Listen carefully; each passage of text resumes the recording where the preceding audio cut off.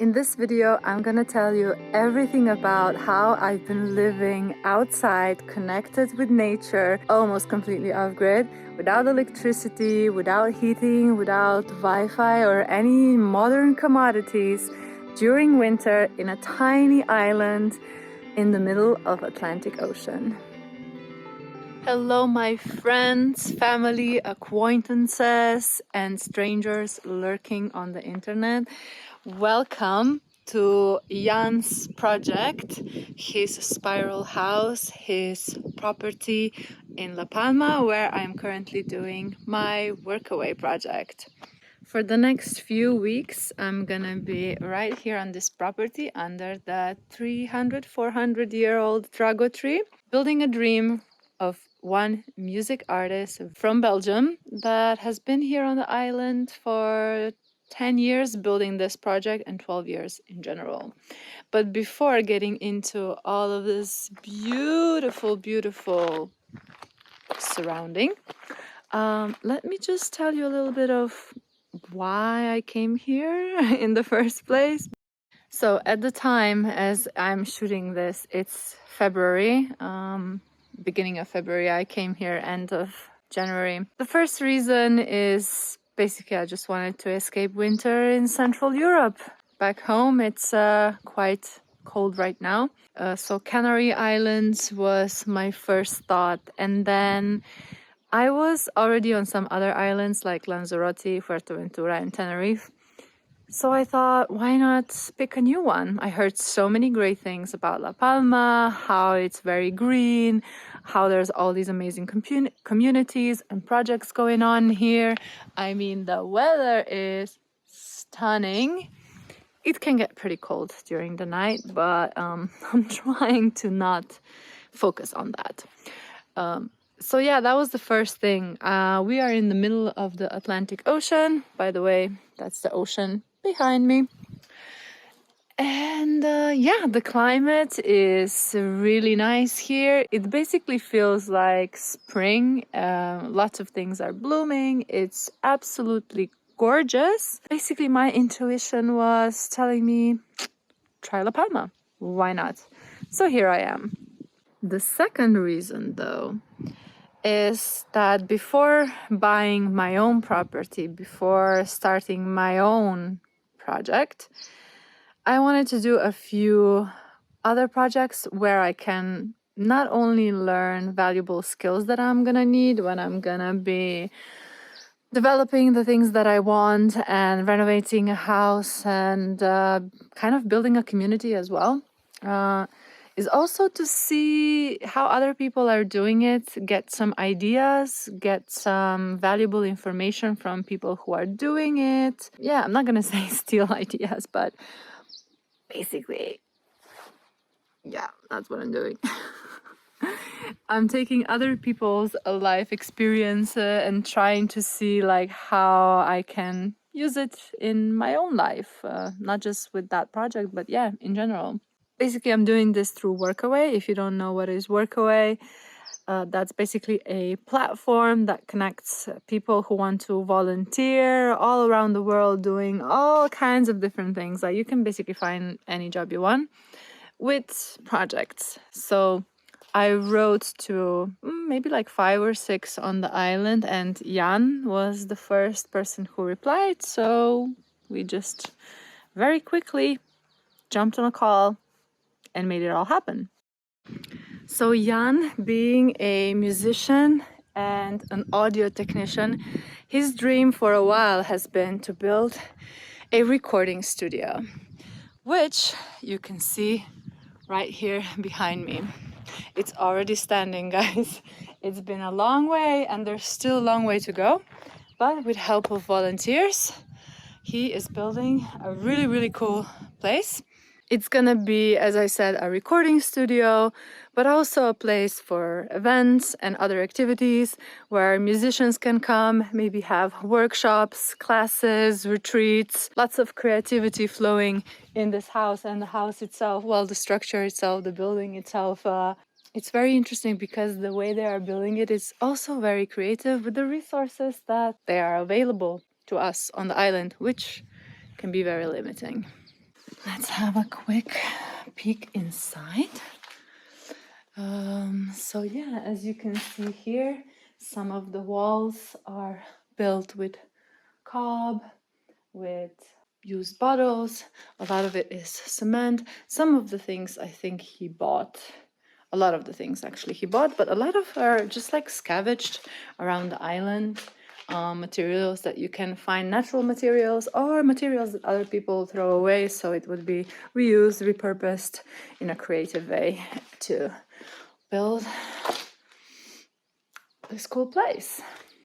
But as Jan lives here on this property and has been living for the last 10 years, as I said, he had to build the property in a way that is livable and also to host volunteers and friends and family. We are currently 3 volunteers, 3 just left today, so we were 6, and I think he can hold 7, 8 people here. So we're gonna go all around the finca, all around the property, and see what else there is. It's super interesting, guys, because we are living here almost completely off-grid. We do have water, running water. It's a very rare thing on Canary Islands, but La Palma has good water, so we can actually drink it from the tap. There is no electricity, there is no heating, and as I said, it can get cold. It's a small island, so resources are limited. You have to get really resourceful to build stuff. So let's see what we have. Yeah, first of all, we need to meet Drago. Drago, come here, boy. Oh, he's such a good boy. Alright, so this is the studio. This is the yurt where all the volunteers are staying. And this is a little cabin that you can rent through Airbnb. A really cute space. Just look at the view down there. This is a water tank, not a part of the property. We have some gardens here, some gardens here. And yes, this is the main living communal area. So let's go down there. So during the day, it's usually quite warm. The temperature says around 17, 18, but in the sun it's way past 20, I would say, so it's really, really nice. It has not been windy for a few days now, which is nice. You can see the sea is like super calm. When I arrived, it was super windy, and man, that wind, oh, it takes so much energy out of you. Right here, we have a toilet, a compost toilet, some more garden beds. This is all composting food. What else? We have some more gardens, trees.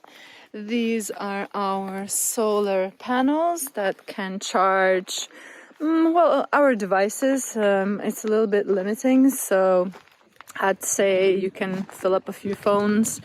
That's about it. I cannot fill my laptop. I need to go into town to do that. So yeah, very, very limiting, as I said. Then we take the steps down through the garden and we arrive into our main communal area. So here on the left we have our dining, bar, lounge area, and on the right side we have our kitchen area. As you see, everything is kind of like outside. There is no real walls, some roofs, but these structures have been here for almost 10 years and they are solid, they're still standing, built by volunteers and Jan. Let's go into the kitchen. Welcome to our kitchen. We have a stove here and an oven. This needs to be cleaned. We have 2 sinks with running water. As I said, this is super important so we can wash all the dishes, and this is also our toothbrushing station. Here are some pots and pans, lots of little things around. This is all our cutlery, glassware, all the cups, everything that we need for cooking basically. And these are already some of our food, spices, See, like everything is super creative and reused. See, this is like a washing machine. How do you say, like a thing? I don't know. And it's made into a little cabinet. Yeah, lots of spices and condiments and things. We are recycling. Here's some garbage. This is our compost, cat feeding station, dog feeding station, and this is already our dining area and bar.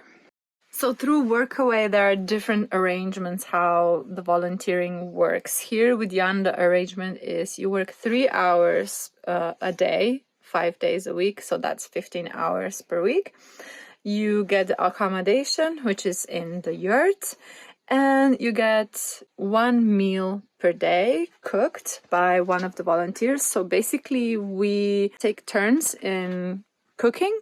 So you need to provide all of your food for yourself for breakfast and dinner, and for lunch you get a free meal, and then once per week, let's say, you cook for everyone. So you buy the food and you prepare it for everyone.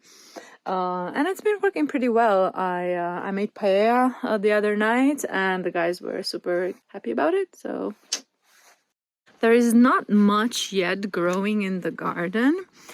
We do have a lemon tree. Okay, now I'm going into the section with Jan's yurt here in the back. He has his own yurt.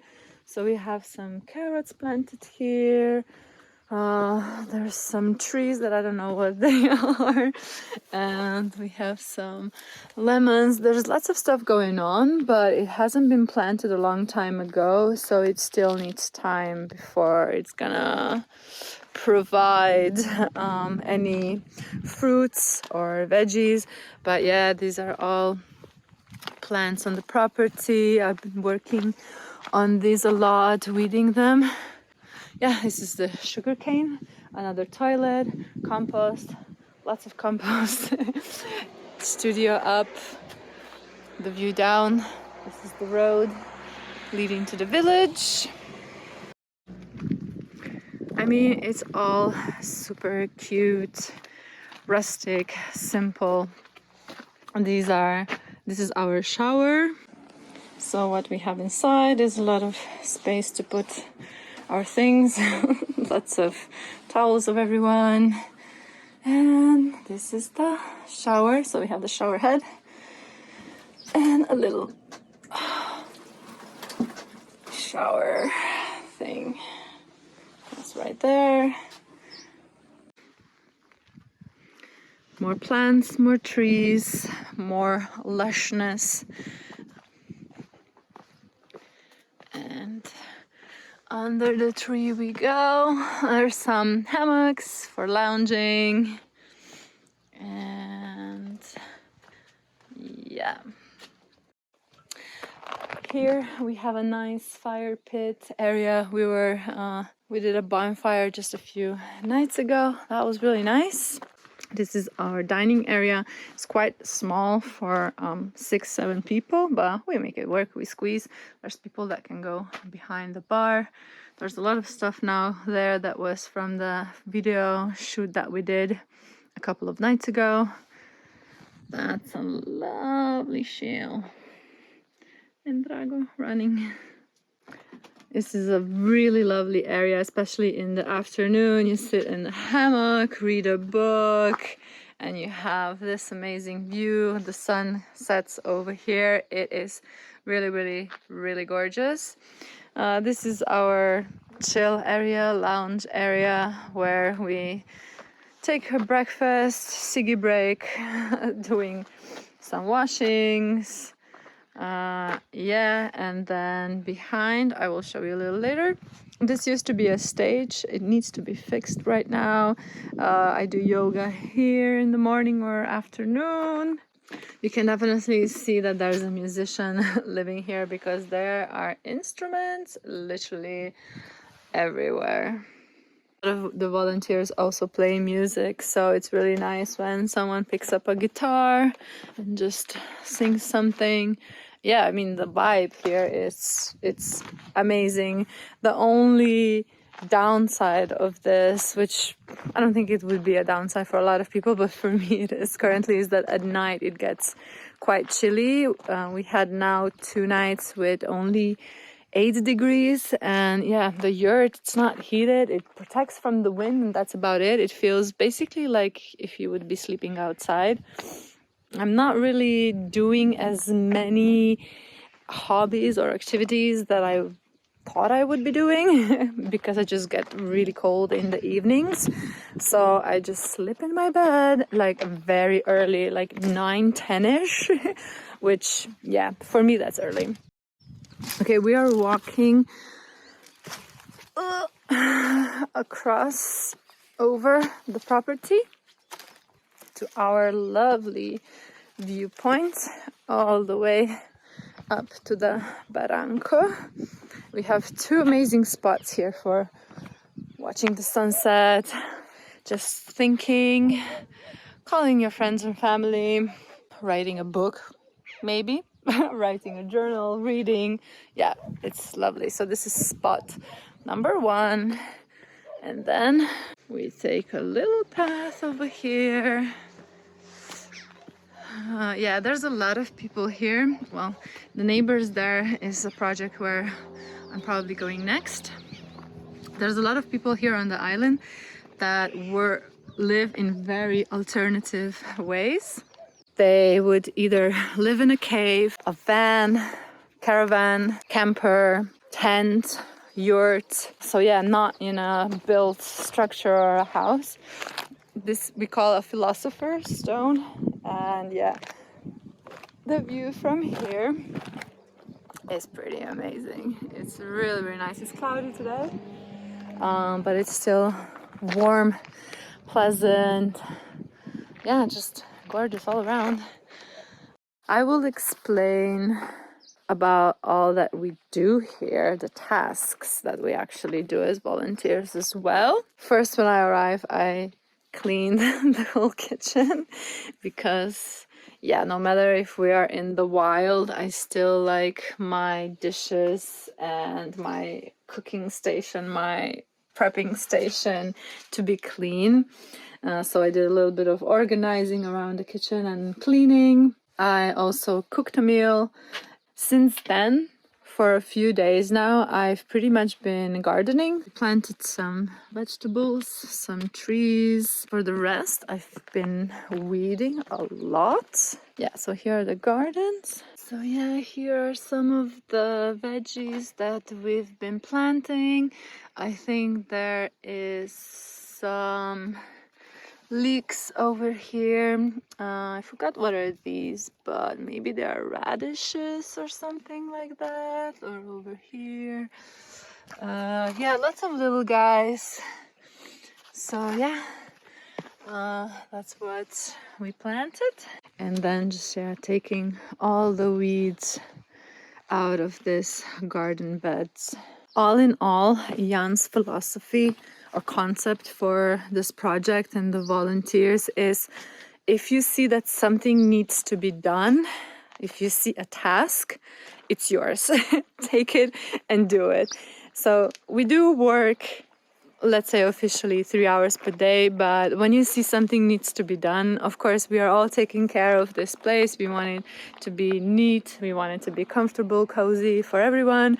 So yeah, when you see that something is dirty, I've been washing this for days, it's been so dirty, you just pick up the broom, you just pick up the soap and you do it. But yeah, there still needs to be a lot of tidying up happening. Oh, I forgot to show you, this is our propagation station. So there's some plant. This is very disorganized. Yeah, we need to fix this, but we have that as well. And here's a little chill area for tiny people. Okay, a few more things about the island. It's really steep here. There is not much flat ground on this island. It's just one big volcano, one big steep hill. Lots of barrancos, lots of valleys. As you see, yeah, it's really green. It's like a subtropical climate, so it's a subtropical vegetation. People come here for hiking mostly. The hiking trails are said to be really, really amazing. I have not done any hiking yet. Canaries, Spanish speaking, but there's a lot of expats here, especially these people, these communities around that you see. A lot of them are expats who just fell in love with the island, fell in love with this simple, rustic, slow way of life. Way of life. Lots of eco-sustainable projects, permaculture, building things. Yeah, I was quite surprised. On Workaway, there was a lot of projects on this island, and I think it's because of that, because it's like a really suitable climate and the land is very, very fertile. If you're looking for something like that, definitely look into La Palma. I'm not sure about other platforms. I use Workaway. It was really easy. I think pretty much everyone replied me out of all the emails, all the messages that I sent. So that was really nice. So because of the terrain of this island, as I said, very steep.